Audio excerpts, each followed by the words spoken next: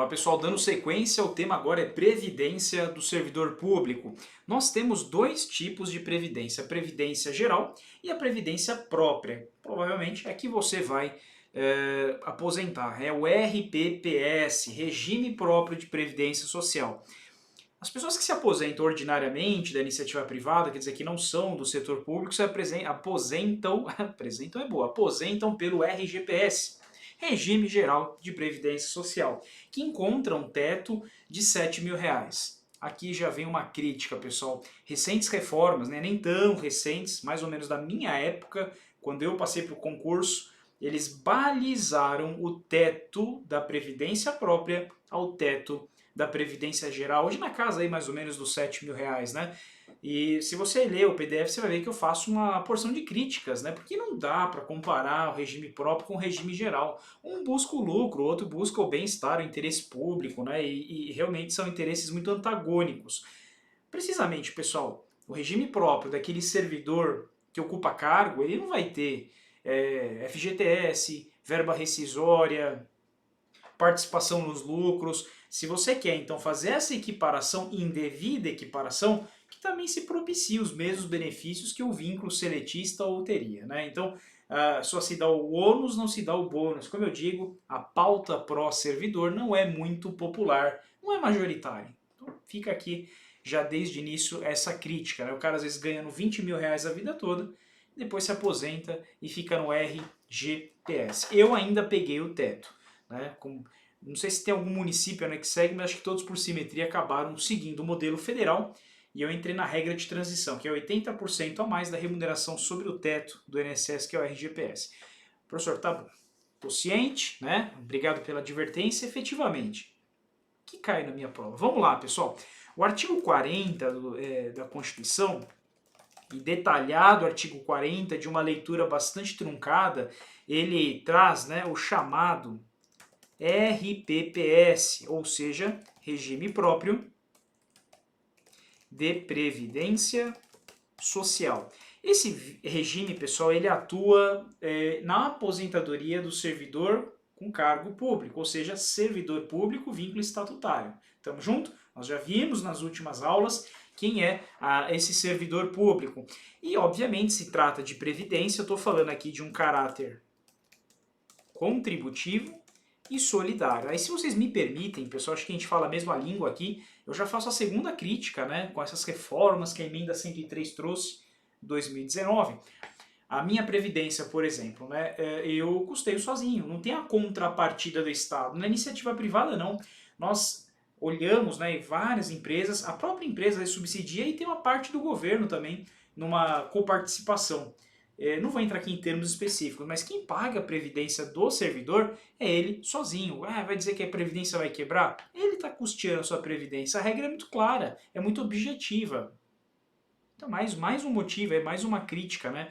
Você olha hoje os vencimentos, sei lá, vou pegar aqui um vencimento alto, né? Sei lá, juiz, R$ 35.000. Aí coloca lá, acho que 14, 16% de previdência, teve uma elevação aqui em São Paulo, mais 27,5% de imposto de renda, quase metade do salário fica na mão de retido na fonte, né? Quando vai ver o líquido, não chega às vezes R$ 20.000.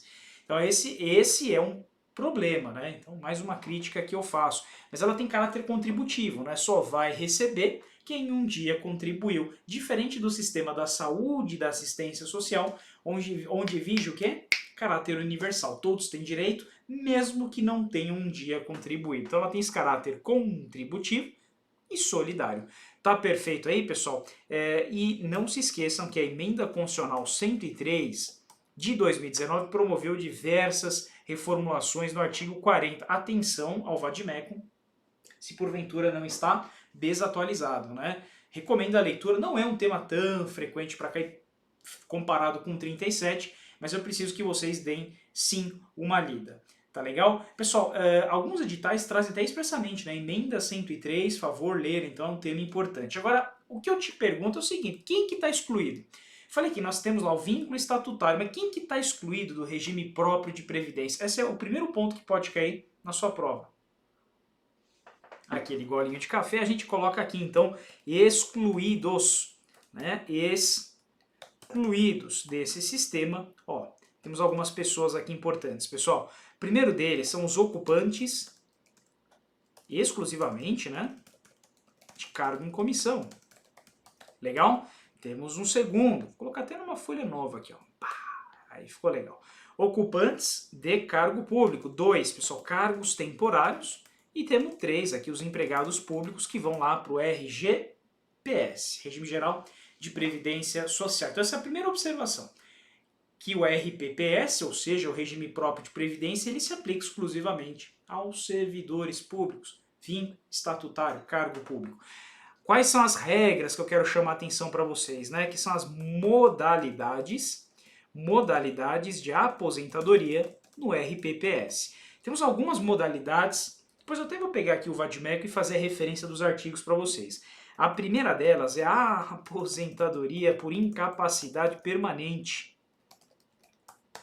A aposentadoria por incapacidade permanente para o trabalho, o que é isso? Como o próprio nome sugere, é uma aposentadoria precoce, prematura, porque o indivíduo teve uma intercorrência, uma vicissitude que o impede de continuar trabalhando, né? Ocorre diante de alguma vicissitude, de uma intercorrência, de um revés, né, que impossibilite o servidor de continuar trabalhando, tá? Tivemos um caso, pessoal, lá no cartório, né, o sujeito pegou uma doença grave, né, incapacitante, degenerativa, aí tentou readaptá-lo, né, de acordo com as possibilidades que ele fazia lá a minuta, né, aí travou toda a mão, travou, mas ele não conseguia ficar nem sentado, ele estava acamado. Como é que você vai pegar uma pessoa acamada e vai continuar? Então, depois de algumas perícias, ele acabou aposentando por incapacidade permanente para o trabalho. Legal? Veja, não era possível, aqui é a condição, não era possível de readaptá-lo. Já tivemos um outro caso também no cartório, em que o servidor conseguiu ser readaptado, né? Ele teve um acidente, ficou temporariamente de cadeira de rodas, uma pessoa com deficiência, né? Assim, de maneira indefinida, mas ele havia perspectiva dele melhorar. Enquanto ele estava lá na cadeira de rodas, ele passou a atender o balcão, né? Então ele conseguia exercer a função dele de uma outra maneira. Isso é a readaptação, né? O que significa isso, pessoal? Nessa hipótese é obrigatória, né? A avaliação periódica para ver essa incapacidade permanente. Tamo junto? Nosso último golinho e vamos para a segunda aposentadoria. B. A aposentadoria compulsória. Sabe qual que é o nome dessa na prática? É a famosa expulsória, né? Porque não é da vontade, não é voluntária, né? Aliás, é uma crítica, pessoal, presumir. Veja se não há alguma razão, né? Para vocês não, porque vocês querem entrar no serviço público e se o cara não aposentar, não entra gente nova, né? Mas vamos lá, você está com 70, 75 anos, né? Que a gente vai ver que são as idades. Tá no auge, né? Tá no auge, pessoal. Você vê lá ministros, estados secretários, lá nos Estados Unidos, lá o Biden, o Trump. Se bem que o Biden já, né, deu algumas provas lá que já está cansado, mas o Trump, sei lá, pega outros aí, os presidentes, a sucessão de Temer, né? Temer, Bolsonaro e Lula. Os caras têm mais de 70 e poucos anos e estão rígidos, né? Estão no vigor físico, aí, etc. Aí você presume, então, político pode.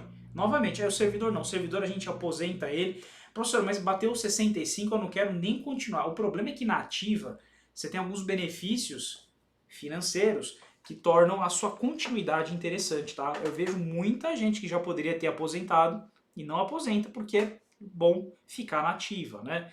Existem algumas verbas que você não vai ter, lá o vale alimentação, o transporte, o abono permanência e por aí vai, que às vezes acaba até dobrando o salário, né? A aposentadoria compulsória, pessoal, e sem falar que você continua no valor cheio, traz uma presunção absoluta, isso é um absurdo, mas o legislador presumiu absolutamente, de que, atingida determinada idade, o servidor público ficará incapacitado, né, para continuar sua atividade. Veja, a observação que eu quero deixar aqui com vocês, né, com a PEC da Bengala, o carinhoso nome, né, PEC da Bengala, a regra continua sendo 70 anos, mas lei complementar, tudo que é matéria de direitos sociais geralmente está ligado à lei complementar. Administração pública, lei específica. Uma observação que eu deixo, nem sempre, maior parte das vezes. Lei complementar do respectivo ente poderá estendê-la para 75 anos de idade. O que significa isso, pessoal? Deu mais 5 anos para o servidor, né? E vocês talvez vocês estão sendo impactados por isso. O teu concurso, em vez de ter esse número de vagas, poderia ter mais vagas. Né? Ou poderia vir outro concurso com mais vagas. Por quê, pessoal? Porque não abriu, porque esses 5 anos deu um respiro para o cara que estava aposentando a continuar mais.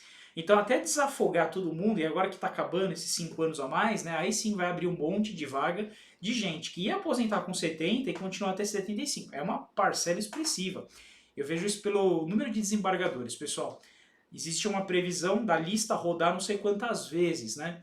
Quando se estendeu até 75 anos, uns 40, 50 desembargadores ficaram a mais, travou a lista por uns 5 anos. Agora que bater esses 75, a lista de antiguidade do tribunal vai rodar mais rápido e mais desembargadores vão subir. Tá claro aí, pessoal? A famosa PEC da bengalinha, né? PEC da bengala. Cuidado, pessoal, cuidado que isso já caiu no Paraná, por exemplo, né? Existem exceções aos 75 anos? Duas. Uma delas eu já até falei. Quais seriam aqui, né? Uma observação número 1 e, se me permitem, eu vou colocar aqui observação número 2. Existe exceção, professor? Tem. Ó, exceções a essa situação. Primeiro, vou colocar duas aqui para vocês, tá? Ocupantes exclusivamente, né, de CC, cargos em comissão. Por exemplo, secretário de Estado. Né? Aqui em São Paulo tem uma tradição do presidente do tribunal geralmente virar secretário. Aconteceu com o Paulo Dimas, aconteceu com o Naline, né? Então eles já teriam lá a sua idade suficiente para falar, não posso mais ocupar o serviço público.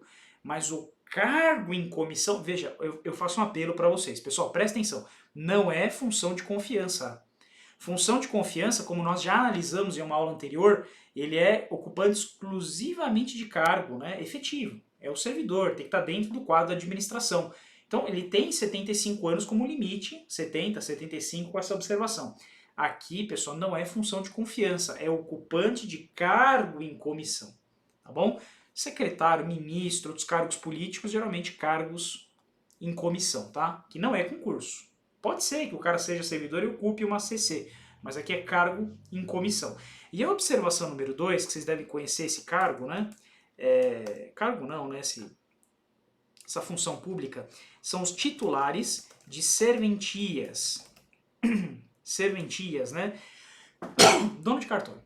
Dono de cartório, que não recebe dinheiro do erário, que ele é emolumentos, é particular que paga, né? Então ele não precisa observar essa regra dos 75 anos. Pessoal, esse já foi, né? Hoje em dia não é tanto assim, um dos melhores concursos públicos, né, que existe. Quando você compra um imóvel e você vai fazer a escritura, você paga lá 3% do imposto, 3,2% acho que de TBI, e mais 1% ou poucos por cento de escritura, que são os emolumentos, que você paga o dono do cartório, por aí vai. Enfim, eu não sou técnico da área, mas é mais ou menos isso. Tem alguns estados que é um pouco mais, tem estados que é um pouco menos.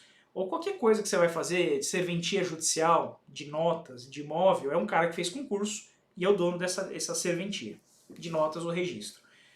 Tem algumas serventias, pessoal, né? Inclusive eu estudei e fui colega de um amigo lá, que o tio dele era titular do cartório do Morumbi, que parece que é o segundo cartório mais rentável do país, só perde pro Leblon, uma coisa dessas mais suntuosas aí. E o faturamento líquido, não sei se era líquido ou era bruto, tá? Mas também o valor desse era 12 milhões por mês. Tá? 12 milhões por mês. O que você vai ganhar a vida inteira, talvez como servidor, ele ganhava em um mês. Aí uma vez eu acabei lá no aniversário desse colega, aí tinha lá Lamborghini, Ferrari, Porsche, né? Mas quantos fulanos tem igual esse? É impossível, né? E ele tinha 82 anos. Então eu não vou me aposentar, vou continuar, porque não passa pro filho, né? A hora que ele sai, acabou. Acabou, né? Não tem mais. E os cartórios iniciais, né, as serventias iniciais, elas não são tão lucrativas. Algumas dão até prejuízo. O cara ganha um salário mínimo lá para 7, 8 mil reais para não dar prejuízo. Estou falando aqui de maneira mais técnica, perfeito? Então, ocupantes de cargos de comissão e os titulares serventias, porque não, esse aqui não recebe dinheiro do erário. Agora, o ponto-chave que vai cair na sua prova, pessoal, até de duas maneiras isso aqui pode cair, que é a letra C. Que tipo de aposentadoria é essa? É a aposentadoria voluntária, né? Aqui, né, o servidor possui condições físicas e jurídicas, né? Física por quê? Porque ele não está incapacitado, e jurídica por quê? Porque ele não atingiu 70 ou 75 anos, de continuar no serviço público, mas decide voluntariamente se aposentar. Né? Ó, mulheres, 62 anos, homens, 65 anos. Detalhezinho também, pessoal, detalhezinho também, tá? Professor, como eu anotei no PDF de vocês, 5 anos a menos. Professor, 5 anos a menos, tá? Então o professor reduz essa idade em 5 anos. A aposentadoria voluntária, o cara bateu lá 66, 67, quer dizer, mulher 62, homem 65. Ele não quer mais continuar, ele poderia até 70 ou 75, mas ele não quer, ele para ali. Observação que eu deixo aqui para vocês, pessoal, é a seguinte. Isso pode cair de uma maneira genérica, dizendo a Constituição traz alguma distinção expressa entre homens e mulheres? Traz, como eu já falei na aula lá de direitos sociais, né? Essa daqui. E a segunda pergunta que pode cair de maneira mais direta, pessoal, é essa parte aqui, né? 62, 65. E olha essa observação que eu vou deixar aqui para vocês. Claro, assim que eu achar, né? Ó, no âmbito da União, né, do âmbito da União, 62 as mulheres, 65 os homens. E no âmbito dos estados, Distrito Federal e município, na idade mínima estabelecida mediante emendas respectivas, constituições e leis orgânicas, observado o tempo de contribuição e os demais requisitos estabelecidos em lei. Então tem um tempo de contribuição e os estados, Distrito Federal, vão regular a matéria por emenda às suas constituições. Legal? Então essa terceira é chamada de aposentadoria voluntária, né? Tem aqui, cadê o do professor? Quer ver só um minutinho? Os ocupantes do cargo de professor terão a idade reduzida em 5 anos em relação à idade dessa idade, desde que comprovem efetivo tempo, né, de magistério na educação infantil, ensino fundamental e médio. De novo, educação infantil, ensino fundamental e médio. 5 anos a menos, né? Que fala que é o GIS, né? A aposentadoria do GIS faz aquele professor se aposentar antes. Tá claro que essas três modalidades, pessoal, é por incapacidade compulsória. Aqui é uma incapacidade física, de fato. Aqui é uma incapacidade jurídica ou legal. E aqui eu tenho uma capacidade física ou jurídica, mas uma incapacidade voluntária. Ele não quer continuar. Então ali é de fato, ali é jurídica e aqui é de vontade. Então a aposentadoria de fato, aposentadoria jurídica, aposentadoria da vontade, volitiva. Perfeito? São as três aposentadorias. Atenção! A emenda constitucional 103 de 2019 que trouxe diversas reformulações ao RPPS, Regime Próprio de Previdência Social. Ó, professor, e hoje? Como é que funciona? Né? Só essa última observação. Então a gente aposenta no teto, mas não tem nenhuma possibilidade da gente ganhar mais na aposentadoria? Tem, que é você fazer a previdência complementar do ente. Alguns são bem legais, tá? Alguns estados fazem umas previdências que acabam se tornando até mais vantajosas do que o RPPS no teto.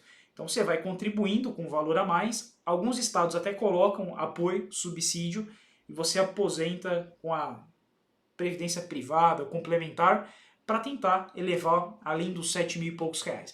Tamo junto? Meus amigos, minhas amigas, espero que tenha ficado claro. Recomendo a leitura do artigo 40 aí para sua prova. Estou à disposição no @Ricardo Baronowski e nos vemos agora no próximo tema. Tamo junto!